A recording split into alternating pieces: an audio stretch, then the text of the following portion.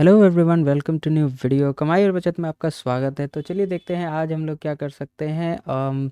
एक बार अपना channel dashboard देखते हैं। चैनल डैशबोर्ड देखें तो यहाँ पे हमारा जो है 1355 जो है सब्सक्राइबर्स और फैमिली मेम्बर्स हो गए हैं, विच इज़ ग्रेट। इसको 2K करना है, 2000 होगा, उसके बाद 5K का हम टारगेट रखेंगे। ठीक है। नीचे अगर हम यहाँ पे देखें तो एक कमेंट आया है हमारे पास, इम्पॉर्टेंट है। इन्होंने बहुत अच्छा कमेंट किया है। इनका कहना है no video from last 11 days, what happens, everything is okay sir. तो thank you for asking everything. आपका ये कमेंट पढ़ के मुझे बहुत अच्छा लगा। हाँ, ये बात है कि मैं 11 दिन से वीडियो नहीं बना रहा हूँ। 10-12 दिन हो गए होंगे, क्योंकि कुछ काम वगैरह में मैं लगा हुआ था। और दूसरा प्रॉब्लम ये थी कि जो निफ्टी एक्सपायरी चेंज हुआ है, निफ्टी और बैंक निफ्टी वगैरह का, तो वीकली एक्सपायरी जो है वो सारे बंद हो गए हैं। और इसकी वजह से जो है थोड़ा मैं ऑप्शन सेलिंग जो करता था उसकी स्ट्रैटेजीज़ वगैरह में चेंजेस लाने पड़े मुझे। और निफ्टी में कुछ मैंने ट्रेड्स लिए जो कि मेरे अगेंस्ट गए, क्योंकि मेरी आदत हो गई थी डेली 50,000 60,000 लाख रुपए निकालने की। तो ऐसा हमेशा नहीं चलता। अगर बैंक निफ्टी चलता रहता वैसा ही, तो शायद उसमें एक स्किल हमने डेवलप किया था। लेकिन वही होता है ना, जब आप किसी स्किल को डेवलप करते हैं और वो डिवाइस या जिस चीज़ को आपने डेवलप किया है वो इंस्ट्रूमेंट ही गायब हो जाए या बैन हो जाए या सरकार उसे बंद कर दे, तो थोड़ा सा डिफ़िकल्ट हो जाता है नए इंस्ट्रूमेंट में वर्क करना। और थोड़ा सा मैंने मनी मैनेजमेंट को ध्यान नहीं दिया और अपनी प्लानिंग सही से नहीं करी और अंधाधुंध ट्रेडिंग करी, तो जिसकी वजह से जो है मेरा अच्छा खासा अकाउंट जो है वो नेगेटिव में गया। और ऑलमोस्ट जो है अ, जितना मैंने अर्न किया था वो सारे जो है रिवर्स हो गए और मार्केट ने मेरे से वापस ले लिया। तो ठीक है, मतलब ऑनेस्ट ओपिनियन है, इसमें कुछ मैं छुपाना नहीं चाहता। तो मैं वो सारा आपको दिखाऊंगा कि कैसे पैसे बहुत सारे आए, जो कि कुछ वीडियोस में आपने देखा भी होगा पहले। इन सब वीडियोस में मैं आपको स्क्रीनशॉट दिखाता था कि आज हमने 60,000 बनाए, किसी दिन हमने 20,000 बनाए, किसी दिन 15, किसी दिन 1 लाख भी बन जाते थे। 1,60,000 भी मैंने देखा है, 2 लाख तक बनते हुए देखा है अपने अकाउंट में। तो अचानक से ऐसा हुआ कि बड़े डेंट्स लगने स्टार्ट हुए, जिसकी वजह से जो है मैं थोड़ा सा परेशान था। तो 10-15 दिन में, मतलब कई बार ऐसा होता है ना, आप कुछ ऐसा करते हैं और फिर वो रिवर्स हो जाता है तो आपको अच्छा नहीं लगता, थोड़ा सा ब्रेन डिस्टर्ब हो जाता है और कुछ नया एडजस्ट करने में थोड़ा टाइम लगता है ना। तो इसलिए मैंने थोड़ा सा मैं वीडियो नहीं बना पा रहा था। और ऐसा कुछ इसमें मूवमेंट भी नहीं आ रही थी, जो अपना क्या कहते हैं ईटीएफ्स वगैरह का है। निफ्टी काफ़ी डाउन गया था और निफ्टी में भी उल्टे सीधे मूवमेंट्स आए थे बीच में इलेक्शन वगैरह की वजह से। तो कुछ मेरा बड़ा लॉस हुआ था, इस वजह से मैं थोड़ा सा नहीं बना पा रहा था, मन नहीं कर रहा था वीडियो बनाने का। तो आई होप आप लोग समझ सकते हैं। इसीलिए मैं कहता हूँ कि ऑप्शन सेलिंग हो या ऑप्शन बाइंग हो, उसमें बहुत रिस्क रहता है। मैं रोज़ डिस्क्लेमर देता हूँ कि सबके लिए नहीं है। ईटीएफ हम लोग इसीलिए चलाते हैं कि चलो, अगर मेरे पास मान लीजिए 1 करोड़ है या मान लीजिए 50 लाख है, 50 लाख को आप पूरा ऑप्शन सेलिंग में नहीं लगा सकते। इसलिए आप ऐसा करें कि 20 लाख, 25 लाख, 25 लाख कम से कम आप ईटीएफ में रखो, ईटीएफ ट्रेडिंग के लिए। और उसमें से 10 लाख आप रखो ऑप्शन सेलिंग के लिए। ठीक है। और 1 लाख आप रखना चाहिए हमें लगभग ऑप्शन बाइंग वगैरह के लिए, अगर अगर बाइंग सूटेबल लगता है तो। वैसे ऑप्शन बाइंग में ही लॉस ज़्यादा होता है और ये मैंने पर्सनली एक्सपीरियंस किया है इस बार। तो मेरे को बहुत मतलब एक कह सकते हैं एक बड़ा डेंट लगा। डेंट भी ऐसा कुछ घर से नहीं गया है, लेकिन जो भी मैंने मार्केट से निकाला, 1 मिनट, जो भी मैंने मार्केट से निकाला वो मार्केट में वापस चला गया। वो इसलिए गया क्योंकि मैंने सही से रिस्क रिवॉर्ड फॉलो नहीं किया, मनी मैनेजमेंट फॉलो नहीं किया। और जो मेरी साइकोलॉजी बनी हुई थी वो बिगड़ी। क्यों? क्योंकि जो जिस इंस्ट्रूमेंट में मैं काम करता था, बैंक निफ्टी, उसका जो है वीकली एक्सपायरी बंद हो गया है ना। और निफ्टी में ऐसे कैंडल्स होते हैं ना, एक कैंडल डाउनवर्ड्स बनता है, एक कैंडल अपवर्ड्स बन जाता है, तो नेट टू नेट में वो ज़ीरो हो जाता है। और अगर ऊपर की मोमेंटम ले ली तो आपको निकलना पड़ता है ज़बरदस्ती, मतलब आप वेट भी करोगे तो वो लेके चला जाता है और फिर उसके बाद रिवर्स हो जाता है। तो इसको थोड़ा समझना पड़ेगा, इसके इसके जो स्विंग्स हैं उसको समझना पड़ेगा आगे के लिए। तो इसी वजह से थोड़ा सा मैं नहीं कर पा रहा था। तो कोई बात नहीं, हम धीरे धीरे फिर से बाउंस बैक करेंगे और अपना अकाउंट फिर से ग्रो करेंगे। पिछले कई दिनों में हमने अपने अकाउंट को यहाँ से यहाँ तक लेके गए थे, लेकिन अभी वो फिर से इस जगह पे आ गया है। तो थोड़ा-सा घर से भी गया है, तो ठीक है, कोई नहीं, उसको करेंगे मैनेज, ठीक है। ट्रेडिंग में ऐसा होता है, ये कम पैसे में हो जाए तो बेहतर होता है। मान लीजिए आपने 1 सीआर का पोर्टफोलियो बनाया, उसमें अगर डेंट लगता है तो ज़्यादा दुःख होता है। और अगर छोटे मान लो 10 लाख 15 लाख में ही आप समझ जाओ चीज़ों को, या 1 लाख 2 लाख में भी समझ जाओ चीज़ों को, तो बेहतर होता है, क्योंकि फिर आप सोच समझ के चलते हैं और आपके एक माइंड में बैक एंड में हिस्ट्री बन जाती है कि हाँ, मेरे साथ ऐसा हुआ है, तो दोबारा ऐसा नहीं करना है। आप समझो ना, आप कोई गाड़ी चलाते थे, आपको एक नई गाड़ी पकड़ा दी, उसका गियर शिफ्ट ये सब मैकेनिज्म आपको समझ में नहीं आया और एक आध बार स्क्रैच लग गए, ठुक गई, तो हो जाता है नुकसान, ठीक है, कोई बात नहीं। चलिए आज देखते हैं हम लोग क्या कर सकते हैं, ईटीएफ शीट वगैरह क्या कह रही है, ठीक है। तो सबसे पहले हम लोग डिस्क्लेमर खोल लेते हैं, ईटीएफ शीट खोल लेते हैं। डिस्क्लेमर ज़रूरी है। डिस्क्लेमर मैं आपको ऑप्शन सेलिंग और बाइंग में भी देता हूँ कि आपको ये चीज़ नहीं करना है। मैं खुद एक्सपेरिमेंट कर रहा हूँ, जब मैं प्रॉफिटेबल होऊंगा तभी मैं आपको कुछ सजेशन दे पाऊँगा या कुछ बता पाऊँगा। अभी मैं खुद भी प्रॉफिटेबल हुआ था, ऐसा नहीं है मैं हुआ था, लेकिन उसके बाद अब गवर्नमेंट कोई रूल चेंज कर दे, एसटीटी टैक्स वैक्स इधर उधर कर दे, तो उसमें मैं मतलब एनवायरनमेंट को हम कंट्रोल में नहीं कर सकते। We have to go according to the environment, ठीक है। एनवायरनमेंट जैसे बदलेगी, वो सभी ट्रेडर्स को प्रॉब्लम हो रही होगी। ट्रेडिंग कम्युनिटी में जो भी आप फॉलो करते हैं, वो सभी इस बारे में चर्चा कर रहे होंगे, है ना। तो ठीक है, मेरे को भी थोड़ा सा प्रॉब्लम हुई है, तो हम उसको एडजस्ट करेंगे। देखते हैं निफ्टी सेंसेक्स कैसा चलता है, 2-4 महीने हमें उसे स्टडी करने में लगेगा। देन उसके बाद हम ट्रेड्स एग्जीक्यूट करना स्टार्ट करेंगे। तो और वैसे भी बैंक निफ्टी के जो लास्ट वीक होता है, उसमें वो वीकली की तरह ही बिहेव करता है, तो हमारे पास एटलीस्ट 1 वीक रहेगा बैंक निफ्टी में वर्क करने के लिए, ठीक है। तो इट्स ओके।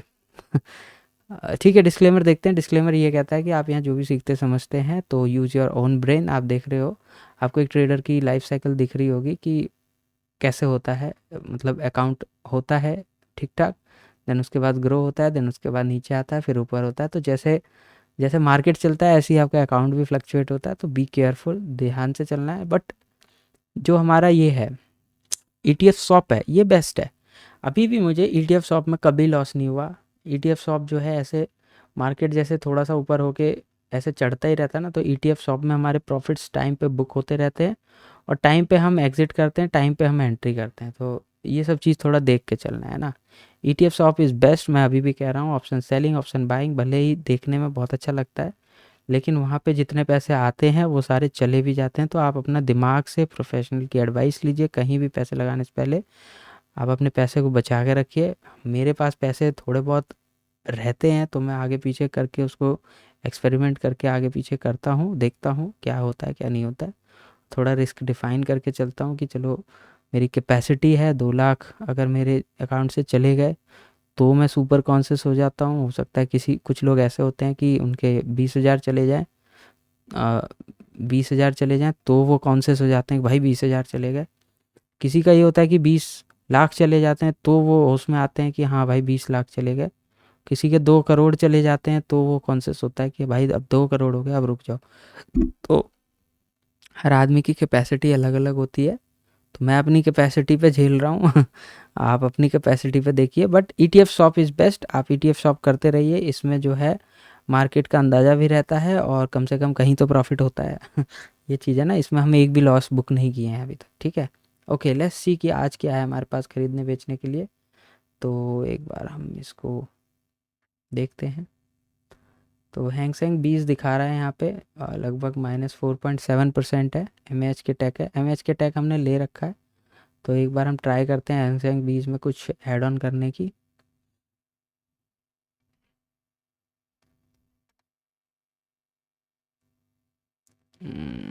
कॉपी करना पड़ेगा।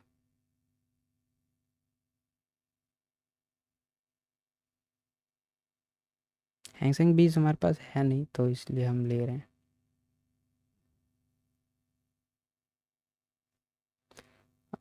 300 का है, तो लगभग 20 डाल के देखते हैं। 50, 16,000, ठीक है। 15,000 हम इसमें ऐड करेंगे लिमिट लगा के। 52 45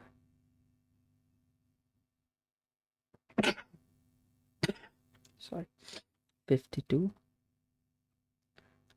अच्छा इधर NSE में 45 चल रहा है 45। ठीक है, तो ये हो गया एग्जीक्यूट। ओके, तो हमने अपनी बाइंग कंप्लीट कर ली है। आज का जो भी बाइंग है, एक बार हम अपने होल्डिंग पे नज़र डालते हैं, देखते हैं क्या है होल्डिंग पे। अगर मैं इसको एडजस्ट करूं तो यहाँ पे एक्सेस सिल्वर है जो कि ऑलमोस्ट जो है यहाँ पे 10% है। इन्फोसिस यहाँ पे हमें 9.57% दे रहा है, अच्छा खासा प्लस में चल रहा है, तो 1500 यहाँ पे बन रहे हैं। सिल्वर एडीटी देखें तो लगभग 8% दे रहा है। सिल्वर बीज देखें तो 3.9% दे रहा है, 86 पे आ गया है। 99 हमारा टारगेट था, 99 अभी अचीव नहीं हुआ है, तो विल जस्ट वेट, देखते हैं क्या होता है। मोरालिटी 3% पे है, PSU बैंक 2% पे है, MHK टेक 1% पे है, और बाकी सारे ETFs जो हैं कुछ यहाँ कॉस्ट टू कॉस्ट है। सबसे नीचे जाके देखें तो यहाँ पे हमारा -7% पे है। FMCG थोड़ा सा डाउन चल रहा है, पर जब आप ट्रेंड लेगा ना तो इसमें हमें मिल जाए। तो सबसे ज़्यादा हमारा माइनस में यही है, और ठीक है, अल्फा ETF है थोड़ा ठीक, कुछ खास स्विंग्स नहीं है। तो थोड़ा सा हम देखते हैं, अगर इन्फोसिस और थोड़ा सा प्लस होता है तो 10-12% पे हम इसको निकाल देंगे। एक आध दिन वेट कर लेते हैं, क्योंकि अभी रैली चल रही है अगर IT सेक्टर में, तो हम इसको थोड़ा सा वेट करके चल सकते हैं ना। टोटल देखें तो यहाँ पे हमारा जो है 1700 का प्लस माइनस चल रहा है। हमने ऑलमोस्ट 4,72,000 जो है हमने इन्वेस्ट किया हुआ है, और यहाँ पे कुछ खास बहुत ज़्यादा प्लस माइनस नहीं है। 1700-1800 तो होता रहता है आगे पीछे। कुछ समय पहले ये 14,000 था, 14K था, जब निफ्टी काफ़ी डाउन गया था। देन निफ्टी ने रिवर्स किया कुछ दिनों में, तो वही है ना, मैं डाउन साइड का ट्रेड्स लेने में ज़्यादा कंफर्टेबल फील करता हूँ, यानी पुट को बाय करना और कॉल को शॉर्ट करना। लेकिन जब मार्केट अगेंस्ट जाती है तो हम मार्केट से रिवेंज ले रहे होते हैं कि भाई मेरे साइड चल, मेरे साइड चल। तो ऐसे में मल्टीपल एसएल्स हमारे जाते हैं, और जब मल्टीपल एसएल्स जाते हैं तो आप मार्केट से आउट हो जाते हो जल्दी। ठीक है, मार्केट आपको खुद ही बाहर भगा देता है कि चल भाई हो गया तेरा काम। ठीक है, तो चलिए देखते हैं थोड़ा सा निफ्टी 50 का करते हैं एनालिसिस। यहाँ पे कुछ खास है नहीं, ये हम निकाल देंगे। देखते हैं कल कल इसका स्टेटस क्या रहता है। काफ़ी दिनों से मैं इसको ट्रैक नहीं कर रहा था, तो एक बार देख लेते हैं। अगर कल ये थोड़ा सा और प्लस होता है तो हम इसको निकाल देंगे। 1500 इसमें दिखा रहा है, अच्छा है। स्टॉक्स हैं, स्टेबल स्टॉक्स हैं, तो हमें ज़्यादा घबराना नहीं है और ज़्यादा एक्साइटेड नहीं होना है। 1500-1600 तो हम कभी भी इससे निकालते रहते हैं। ठीक है, मैं कोशिश करूँगा कि अक्टूबर नवंबर की एक एंड एंड हो ही गया ऑलमोस्ट, तो एक PNL की वीडियो निकालें जिसमें कि हम देखेंगे हमने क्या क्या बुकिंग करी है, और क्या मतलब 1-2 महीने में हमारा क्या फ़ायदा हुआ है। ठीक है, चलिए निफ्टी 50 देखते हैं, निफ्टी 50 कैसा रहा, इतने दिनों में क्या क्या हुआ। यहाँ पे देखा जाए तो 26 तारीख है आज। तो आज का अगर हम देखें तो गैप अप खुला, और 15 मिनट की क्लोजिंग यहाँ पे हुई। देन अच्छा खासा जो है डाउनवर्ड्स का ट्रेंड रहा सुबह, और उसके बाद अभी साइडवेज ही है।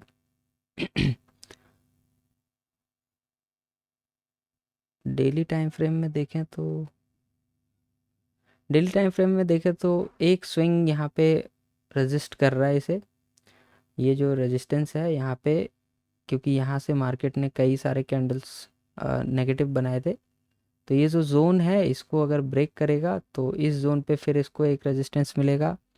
तो मल्टीपल रेजिस्टेंस जो है इसको ब्रेक करने पड़ेंगे, जैसे कि यहाँ पे रहे, यहाँ पे पॉज लिया है, यहाँ पे भी पॉज लिया है, और एक ये गैप है इस एरिया में, और एक ये ऊपर ऑल टाइम हाई है। तो ये सारे जो हैं रेजिस्टेंस है हमारे पास, 1, 2, 3, 4। तो ये 4 रेजिस्टेंस है। अभी पहले रेजिस्टेंस पे ये होवर कर रहा है अभी यहाँ पे गैप अप खुल के। तो अगली बार जब ये यहाँ पे आएगा तो यहाँ से छूटेगा, तो इस जगह पे इसको थोड़ा सा स्विंग मिलेगा। देन उसके बाद यहाँ पे एक गैप पेंडिंग है, तो इस यहाँ से छूटेगा तो यहाँ पे रेजिस्टेंस मिलेगा, और उसके बाद ऑल टाइम हाई, फिर यहाँ तोड़ेगा तो ऊपर जाने की कोशिश करेगा 26-27 जो भी हमारा है। तो ठीक है, ये इसका सिनेरियो है। और निफ्टी बैंक का अगर हम देखें तो सेम ही है। इस एरिया में हैवी रेजिस्टेंस है, क्योंकि यहाँ से आप देखें तो कई दिन नीचे गिरा, फिर नीचे गया, फिर नीचे गया। तो अभी देखते हैं ये नीचे जाता है, क्योंकि मल्टीपल पॉइंट्स हो गए ना, 1 2 3 पॉइंट्स हो गए। जब 3 बार किसी एक लेवल को टच करता है ना कोई, तो चौथे बार में एक प्रोबेबिलिटी यही कहती है कि ये इस बार ब्रेक कर देगा इस टाइप से। क्योंकि बार बार किसी चीज़ को टच कर रहा है, किसी पॉइंट को बार बार टच कर रहा है, इसका मतलब ये वीक होता जा रहा है। तो अभी ये वीक हो चुका है। तो अगर 1-2 दिन सॉलिड इसमें आएगी ना रैली, तो ये इसको ब्रेक करके लगभग इस लेवल पे या इस लेवल पे ये ट्रेड करना स्टार्ट कर देगा। यानी जहाँ भी स्विंग्स बने हैं, जहाँ भी क्लोजिंग मिली है, यहाँ पे भी एक क्लोजिंग मिली है, एक क्लोजिंग यहाँ पे मिली है, और उसके बाद तो फिर ऑल टाइम हाई ही है। तो देखते हैं मार्केट यहाँ पे होवर करके ऊपर जाने की कोशिश करेगा। तो इसको ब्रेक करना ज़रूरी है। अभी 52,000 पे चल रहा था पिछले कुछ समय से देखें तो। ये हमारा ये एक ईएमए आ रहा है यहाँ पे। कौन सा ईएमए है ये? 200 ईएमए क्लोज है। तो 200 ईएमए से डायरेक्ट यहाँ पे इसने सपोर्ट लिया और एक अच्छी खासी रैली दिखाई इतनी बड़ी। तो ठीक है, मतलब 4-5 हज़ार, 4-5 हज़ार तो नहीं, 50,000 था। तो अभी 52 पे है। 2,000 की रैली दिखाई है, 2,000 पॉइंट्स की। तो मार्केट ने 2,000 पॉइंट जो है बहुत शॉर्ट पीरियड में ट्रैवल कर लिया। गिरने में थोड़ा समय लगा, आप देख रहे हैं जनरली गिरता फास्ट है, लेकिन यहाँ पे चढ़ भी गया फास्ट। तो एक kind of V shape recovery यहाँ पे दिख रही है, और वो भी बिल्कुल यहाँ एज से इसको टच करके आया है ना। तो 5,000 वाला लेवल देख रहे हो आप, कि जो राउंड लेवल्स होते हैं वो कितने इंपॉर्टेंट होते हैं। राउंड लेवल पे बड़े कैंडल्स बनते हैं, मैंने पहले भी बोला है। यहाँ से आइदर नीचे बड़ा कैंडल बनेगा या शार्प रिवर्सल होता है। तो ये अगर एक लेवल है, तो यहाँ से इस टाइप का मूवमेंट होता है। तो प्रोबेबिलिटी आप छोटा एसएल रख करके देख सकते हैं, ऊपर चाहे नीचे। अगर छोटा एसएल रखेंगे तो नीचे गया, हमारे फेवर में मार्केट गया तो हमारा प्रॉफिट होगा, और अगर हमारे अगेंस्ट गया तो हमारा एसएल जाएगा। इस तरीके से होता है, फिर उसके बाद आप प्लान कर सकते हैं। तो राउंड लेवल इंपॉर्टेंट होते हैं। 50,000 वाला लेवल ऑलरेडी इंपॉर्टेंट था। अभी जो है लगभग 52,000 वाला लेवल, ये वाला इंपॉर्टेंट है। तो यहाँ पे अभी होवर कर रहा है, इसके ऊपर ही अटका हुआ है, यानी कि यहाँ पे सपोर्ट मिल रहा है। थोड़ा सा कंसोलिडेट करेगा, छोटे छोटे डोजी बना करके यहाँ से फिर एक बड़ी रैली यहाँ पे होनी चाहिए। मतलब आने वाले कुछ समय में 1 2 3 कैंडल ऐसे बनेंगे ना, तो इन सारे स्विंग को तोड़ता हुआ अगर जाएगा निफ्टी बैंक निफ्टी, तो हमें थोड़ा सा हमारे ईटीएफ्स भी ऊपर जाते हुए दिखेंगे, ऐसा रहेगा। ठीक है, तो अच्छा है, यही है अभी फ़िलहाल तो इतना ही है।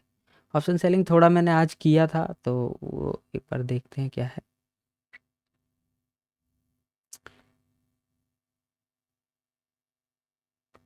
थोड़ा बहुत मैंने किया था, कुछ प्रॉफिट हुआ है हल्का फुल्का, पर कुछ खास नहीं है। आप देख रहे हैं यहाँ पे फंड्स भी कम है। मैंने कुछ फंड्स इधर उधर किए हैं, तो इस वजह से अब मैं कम से ही ट्रेड करके जो है कुछ पैसे बनाने की कोशिश करूँगा। फिर से इसको 5 लाख तक ले जाना है, तो धीरे धीरे हम इसको ले जाएंगे। अभी 385 है, थोड़ा बहुत कटेगा इसमें चार्जेस वगैरह भी, तो देखते हैं क्या होता है ना। ओके, ठीक है, आज के लिए इतना ही रखते हैं। नेक्स्ट डे फिर हम मिलेंगे, और 18 मिनट की वीडियो होगी, तो इसमें भी शिकायत आती है कि लंबी वीडियोज़ होती है, पर इतनी सारी बातें बतानी होती है तो थोड़ा सा लंबा होगा ही। तो इंटरेस्टिंग लगता है तो आप देखिए, वरना स्किप कर करके आप मेन चीज़ देख सकते हैं कि क्या बाय किया, क्या सेल किया। तो ठीक है, आपको थोड़ा अकाउंट का मिल जाता है ओवरव्यू, तो अच्छा है। ठीक है, चलिए, ठीक है, आज के लिए इतना ही रखते हैं। Thank you very much, take care and bye bye.